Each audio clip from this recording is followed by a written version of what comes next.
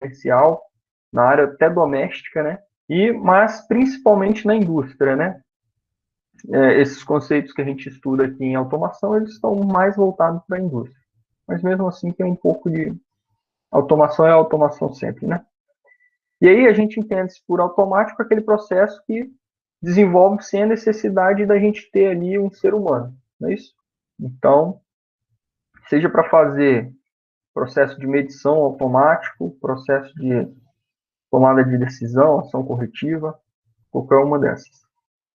Aí aqui, ó, se a gente divide esse cara nessas três aplicações somente, depois a gente vai ver uma nova que está surgindo aí, que talvez vocês já ouviram falar, mas não sei se todo mundo. Mas, pô, na doméstica a gente tem a parte de climatização, a parte dos eletrodomésticos inteligentes, né, lavador, aspirador e tal. Monitoramento de alarmes também é um sistema de automação, né? E durante a década aí de 2010 até uns tempo atrás, isso aqui estava muito. Depois que veio o conceito de indústria 4.0, né? A automação, os prédios inteligentes acabou ficando um pouco para trás, mas quando eu me formei lá em 2012, esse conceito de prédios inteligentes, domótica, isso estava. Não sei se vocês já ouviram falar no termo domótica, domótica, né? Esse termo estava muito em voga, né? A domótica estava muito em voga na época, né? Hoje a indústria 4.0 sumiu até com esse tipo de conceito. Algumas aplicações comerciais que a gente conhece, né? Caixa automático, né? Centrais telefônicas, controle de tráfego em estacionamento também, sistemas de cobrança, aquelas sem parar da vida, né? Sistemas de segurança também. E aqui na indústria, né? O que a gente tem? Controle automático dos processos, os intertravamentos, lógicas de intertravamento, gerenciamento de energia, sistemas de transporte também, tudo automatizado aí. E automação gerencial, né? Também existe hoje, tipo, sistemas de RH automático, tudo isso. Então, existe hoje grande foco nessa automação gerencial, né? Às vezes é mais conhecido como bot, né? Ou RPA também, né? Então, existe uma infinidade desse tipo de bot aí para questões gerenciais, né? Então é algo que está crescendo também. Outro campo que está crescendo muito a automação também, agricultura. Aqui, automação na agricultura, né? Essa imagenzinha aí está aí para mostrar que não é bem assim que vem a automação nesse caso, né? A gente tem controle de umidade, de temperatura, às vezes nas estufas, é uma automação ali. Controle de irrigação. Esses daqui são, assim, os mais comuns, né, e os que já vêm funcionando há uma certa quantidade de tempo. Agora, hoje, existe uma outra coisa que está muito em voga também, que é a indústria 4.0, que o termo indústria 4.0 acabou, eu acho que escondendo um pouco, que é a agricultura de precisão, né? O pessoal fazendo estudos realmente com dados de sensores, utilizando muito drone para fazer o que eles chamam de agricultura de precisão, né? Beleza. Então, né, pessoal, de onde que surgiu a automação, né? A ideia é que a gente é preguiçoso, né? O ser humano é preguiçoso. Então, a gente quer substituir o nosso trabalho, aquilo que a gente faz com a força, a gente quer deixar de fazer, né? Então, aí, primeiro vieram os animais, depois vento aí, junto com queda d'água também, depois veio motor a vapor, né? E aí com a Revolução Industrial a gente teve aí a máquina a vapor, né? E depois a gente teve os motores, aplicações com energia elétrica, então tudo isso daí veio dando início à automação, né? Aí aquela figurinha que o Jorge mostrou também pra gente, só que agora um pouco diferente, né? As várias fases da indústria, digamos assim. Aqui, um pouco de como evoluiu aí, né, os elementos da automação, digamos assim. Então, a gente tem aqui, né, a parte mecânica, aí, a nossa, depois com o surgimento da energia elétrica, né, a gente já teve as primeiras automações feitas com os relés. Aí chegaram os CIs, que ficaram aqui no meio do caminho, os computadores também. E aí depois a gente teve os CLPs aqui, né? Isso aqui passa para cá, é porque essa imagem é antiga, né? Só vai até os anos 2000 aqui. E os computadores de processo aqui também. Então a gente vai trabalhar nesses caras aqui, né? Que é hoje o futuro, né? É aquilo que a gente viu basicamente na semana passada, né? Na semana passada, né? Hoje a gente trabalha muito ainda com CLPs e tal, e a indústria 4.0 aí que será o futuro. Aí tá aí de novo aquela imagenzinha de uma outra forma. E aí, depois que, nessa evolução toda aí dos sistemas, né? No início o que a gente tinha, ó, era um custo elevado para hardware e um baixo custo aqui para software, né? Até porque a gente não tinha produção de software. E aí, com o passar do tempo, olha, o que ficou muito mais caro é a produção do software em relação à produção do hardware, né? Ou seja, a inteligência que a gente vai colocar naquele hardware hoje é muito mais significativa do que propriamente o hardware em si, né? Existe, pô, uma Raspberry 4 aí, tá custando quase nada de dólar e tem um puro processamento, né? 4 gigas de memória e por aí vai. Você carrega muita coisa ali dentro. Agora, o que que você vai fazer com esse hardware que é super poderoso é que é o negócio, né? Bom, a história da automação também passa por esse carinha aqui, ó. Não sei se vocês já viram lá na disciplina de controle. Esse aqui é o primeiro controlador lá que o cara fez para controlar a velocidade do motor, né? Em 1769, ó. James Watt fez o regulador centrífugo aqui de velocidade para a máquina a vapor, que foi o primeiro dispositivo automático, porque ele permitia controlar a velocidade sem você precisar de um operador, né? E aí, no século XX, né, surgiram os dispositivos controladores de processo, como termostatos e chaves de nível, né?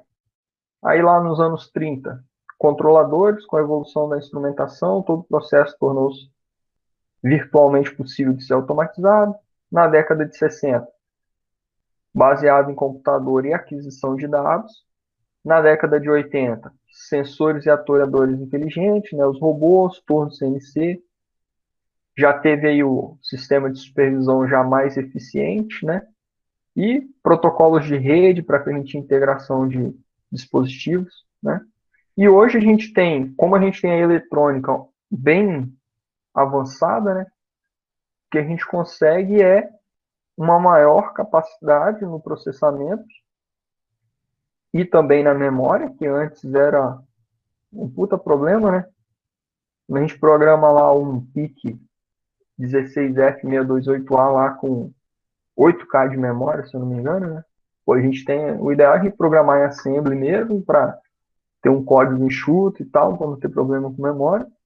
Mas hoje em dia você pega aí um Raspberry, né, de novo, dando exemplo, com 4 GB de memória RAM, né, que é para guardar ali as variáveis, e você coloca ali um cartão micro SD, sei lá, de 32 GB, porra, seu código pode ter quase que infinitas linhas, né, de código. Não é claro que não é assim, mas e aí você tem, com esse avanço também possibilitou a gente ter conexões sem fio e a supervisão do processo ali, tanto em smartphones como via internet em outras localidades e tal. Então, diria que hoje a gente tem um mundo aí de possibilidades para a gente trabalhar. Bom, basicamente o objetivo da automação, né, além da parte preguiçosa do ser humano, foi o quê? Aumentar o controle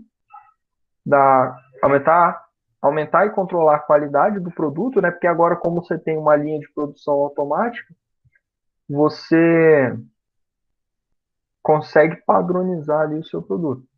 Não vai depender mais do artesão ali fazendo as coisas, né? Aumenta a produtividade, aumenta a confiabilidade do processo também, porque a máquina ali garante maior confiabilidade, né, teoricamente. Disponibilização dos dados referentes ao processo para análise. Isso daqui é muito importante.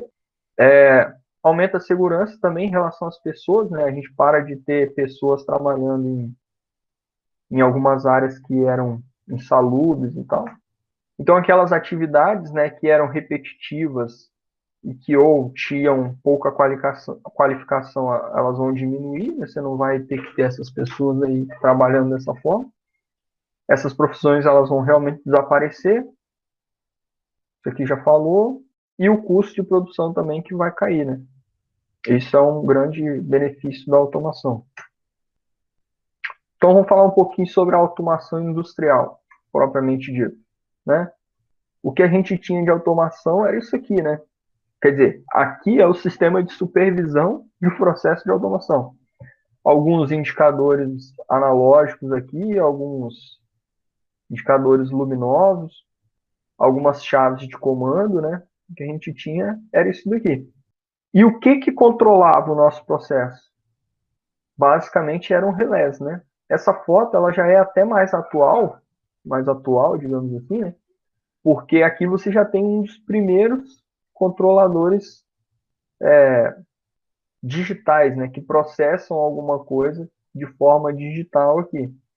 Então você não tem somente os relés, mas grande parte da sua lógica era feita com relés, né? Antes da gente ter os PLCs. E qual era o problema do relé? Imagina você precisar mudar uma linha de produção. Uma máquina que faz uma coisa de um jeito, precisar mudar para uma outra forma, né? Imagina o emaranhado de relés que você ia precisar mudar de posição, achar o defeito também, né? Achar o defeito também seria algo bem difícil. E uma outra coisa também, o relé ele vai consumir muito mais energia, né, do que um CLP, por exemplo. Porque imagina a quantidade de relés para você fazer uma automação. Aquilo ali está consumindo uma corrente doida, está superaquecendo. Se queima o relé ali para você achar ele, né? Claro que eles tinham de identificaçãozinha, né, para mostrar se estava funcionando ou não, mas igual o Eric falou, para você achar o defeito nisso aí é no inferno, né? Então, mas é baseado nele que eles trabalharam e desenvolveram o CLP, né? Tanto é que a primeira linguagem que a gente vai utilizar, que foi a primeira linguagem desenvolvida, é o Ladder. E ela era até conhecida como a linguagem click-clack, porque ela vinha dos relés, né? Então ela veio para simular, para aqueles caras que sabiam fazer lógica com relé, continuar programando CLPs, né? Então ela era apelidada até de linguagem click-clack, por conta do barulho dos relés. Então, pessoal, o relé, todo mundo conhece o que é um relé, né? É um relé comum mesmo que a gente está falando aqui, onde a gente tem os conectores aqui para você fazer o chaveamento, né? Você tem a alimentação do relé aqui, né? Essa daqui é a representação dele, né? O esquemático dele, você tem a alimentação, quando passa energia, ele fecha um contato, se ele for um único contato desse, né? Ou esse daqui é um contato que ele é normal aberto, não é isso? Ou seja, se você não passa corrente por essa bobina, ele está normalmente aberto. Esse contato aqui, ele seria um normalmente fechado. Ou seja, sem energizar essa bobina, o seu contato estaria fechado aqui. No momento que você energiza, ele abre essa bobina, beleza? E você tem esse daqui que é o aberto fechado. Ou seja, existe um contato normal fechado aqui em cima, né? E existe um contato normal aberto aqui embaixo. Ou seja, você comuta entre um e outro desses caras aqui, ok? Então é daí que veio a inspiração para os PLCs. E aí, com o advento também da eletrônica, a gente passou a ter os painéis de inversores também, né, para controlar motores e tal. Painéis indicadores aí, ó, todos os LEDs aí para indicar funcionamento, que aí depois é substituído pelo sistema supervisório. Aí mais algumas fotos aí antigas. Tem a sua operador que fica monitorando isso aqui, era para ter devia ter uma cadeira em cada quadradinho desse daqui, um cara fica olhando isso aqui, outro cara devia ficar olhando isso aqui, sei lá.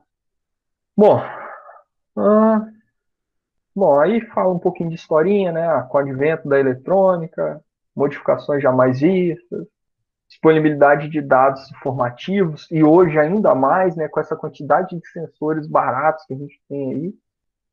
E aí agora a gente tem, né, supervisão e controle do processo de forma muito mais fácil, né? Essa daqui é uma foto, assim, que já é atual, se a gente comparar lá com aquele painel de relé, mas é bem antiga se a gente comparar com o sistema hoje, né? Esse aqui eu acho que é um CP3000 da Schneider, não é? Acho que é, ou é Toshiba, sei lá. Eu acho que lá no CL até tem uma carcaça desse cara aqui. Aí você tem aqui a CPU, né? Vários módulos aqui de entradas e saídas. Tem uma outra foto aqui, ó. Aqui a gente tem, ó. A gente tem fonte. Aí você usa um módulo para fazer expansão de entrada e saída. E aí daqui para frente esses DDO aqui, ó, tudo módulos de saída discreta, né? Então pensa, imagine se a gente fosse olhar aqui quantas saídas tem cada borne desse aqui, ó, cada slot desse aqui, né? Olha o tanto de espaço que já economizou, sem contar a manutenção, programação, a programabilidade, né? Fácil manutenção e tal. Bem, bem legal. Aí um da ABB aí mais atual, mas não dá para ver o modelo aqui. Outro com a conversão de mídia aqui, a par trançado, né? Porque talvez esse painel está muito longe tá no campo, né? Então você pode, ou seja, você permitiu ter essa comunicação bem longe da central ali, né? Do seu PLC, do seu sistema de supervisão e tal. Você pode estar lá no campo comunicando via fibra ótica, ajuda bastante. Aí aqui, pessoal, a gente tem alguns indicadores, né? Isso aqui tem bastante, né? Esses indicadores que ficam é como se fosse uma IHMzinha mais simples ali para você ter acesso a algumas informações do processo de forma mais rápida, né? Aqui alguns controladores também, igual a gente tem controlador de temperatura, que você vai lá e compra um bloquinho, coloca ali, você só precisa setar parâmetro, falar qual é o sensor que você está usando e tal. Você não tem tanta necessidade de programação, né? Você só vai fazer um controle de temperatura. Então você compra aí um controladorzinho de temperatura, joga no seu processo e pronto. Resolveu o problema. Aí mais algumas fotos aí. E aí algumas fotos do sistema, né, de automação como um todo, as várias partes, né, remotas de I/O aqui, né, com mais de 93, 9 mil pontos, né, de I/O, outra aqui com 7 mil pontos. E aí você tem as CPUs aqui do, dos seus PLC, né, as remotas ali afastadas. Aí você tem servidor de histórico, servidor para configuração, sistema de controle aqui, uma máquina, as máquinas dedicadas para pins, né? Estações de operação, estação de engenharia aqui para fazer alguma configuração e tal. Aí, mais algumas definições, né? Eu estava falando controle de processo e tal. Existe o controle de processo, cadê? Aqui, ó.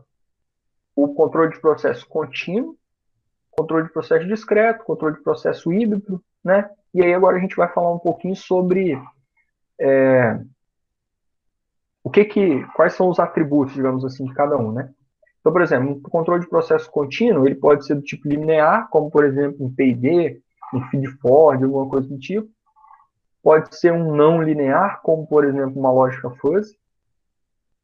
Já um controle discreto, você pode ter lá sistemas condicionais, né, de lógica booleana, sistemas especialistas e sequenciais também, como você pode trabalhar com eventos temporais, né, que acontecem utilizando timer, baseado em eventos também quando você tem botoeiras e tal acionando contatores. Então essa é a distinção aí, mais ou menos, entre controle contínuo e o controle discreto.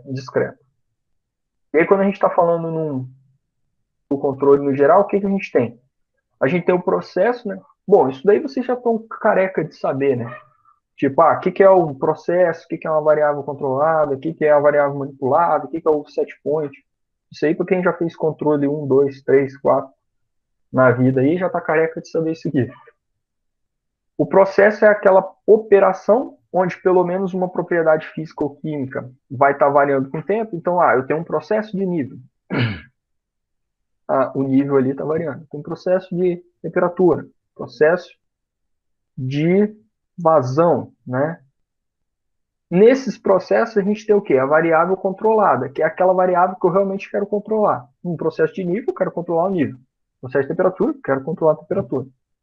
A gente tem a variável manipulada, que é aquilo que eu manipulo para conseguir controlar a variável controlada que eu quero, né? Então, se eu quero controlar o nível de um tanque, eu posso controlar a vazão de entrada. Se eu quero controlar o nível de um tanque, eu posso controlar a vazão de saída, né? Depende de como que é esse tanque e tal. Se eu quero controlar a temperatura, eu posso manipular, sei lá, depende. Se é um trocador de calor, eu posso controlar a quantidade de vapor que chega ali, né? E por aí vai. Essa é a variável manipulada, aquilo que eu manipulo para mexer naquela variável que eu quero controlar. O valor desejado, que é o set point, né? Então, se eu quero controlar alguma coisa, é em um determinado set point. Então, se eu quero controlar o nível, sei lá, 5 metros de coluna d'água. Se eu quero controlar a temperatura, é 45 graus Celsius, por aí vai. Esse é o set point. Que eu posso mudar, né? Eu estou em 45, quero cair para 30. Também posso. Bom, aí a gente tem os outros elementos, né? Porque para eu controlar alguma coisa, eu tenho que medir. Se eu não meço, eu não controlo nada, né? Então a gente tem os elementos primários aí, que são os sensores, que é onde a gente vai coletar ali uma energia qualquer do processo aí para proporcionar a medida daquela variável.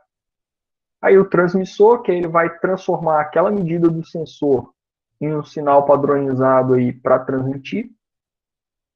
Depois o transdutor, que é o dispositivo que transforma um tipo de energia no outro, utilizando para isso um elemento sensor, né? Aí tem um exemplo. Se eu quero pegar a velocidade e transformar num sinal de tensão, eu tenho os tacogeradores da vida, né? Se eu quero pegar velocidade, posição e transformar em tensão, em nível de tensão, posso usar um potenciômetro, né? O elemento final de controle, né, os atuadores, que aí eu posso ter inversor de frequência, posso ter válvula, relés, tudo isso é aquilo que vai agir no meu processo. Então, num processo de nível lá, eu posso controlar a válvula de entrada, como eu posso também controlar a quantidade de água que chega a partir de uma bomba. Então, eu quero controlar o nível na minha caixa d'água ali. Eu posso ter uma bomba que alimenta aquela caixa d'água e a partir do controle, utilizando o inversor de frequência, eu posso fazer um PID para manter o nível ali da minha caixa d'água, entendeu? Ou se eu tenho o controle através de uma válvula, seria a válvula, né? Ou se eu tenho simplesmente um liga e desliga, eu vou fazer um controle on-off, posso ter os relés, contatores, né? E aí o contator está ali também, né? Que é quem vai controlar isso tudo. Ou seja, ele vai pegar o sinal do sensor, vai comparar com a sua referência, vai gerar um sinal de controle, vai mandar para o elemento final de controle, que vai agir no processo. Atuador, que é quem age no processo, o processo em si, sendo medido pelo sensor, transmissor, calculando o desvio a partir do valor desejado no set point, que é o controlador, tomando decisões de correção aqui através do sinal de controle. Aí aqui o exemplo, alguns exemplos, né? Tipo, o controle malha aberta aqui, quando você seta um valor aqui, esse valor não vai ser corrigido nunca, né? A não ser que o operador aqui venha aqui e mude esse valor que foi setado. Aí já aqui você já pegou um controladorzinho de vazão, ele pega o sinal do sensor, fecha a malha ali. Aqui também o controle de temperatura, aqui um controle de nível, né? Por aí vai. Quando eu vou fazer uma medição, ou seja, se eu preciso medir variáveis envolvidas, a medição da variável, né, envolvida nesse processo vai ser uma etapa fundamental para a gente controlar ele. Se a gente não medir, a gente não controla. A precisão do sistema de controle nunca vai ser maior do que do seu sistema de medição, né? Não tem como, por exemplo, eu querer um set point de vazão de 3 milímetros cúbicos por hora. Se o meu medidor ele vai medir uma vazão mínima de 1 metro cúbico por hora, né? Não tem como eu controlar algo dessa forma aqui, ó, certo?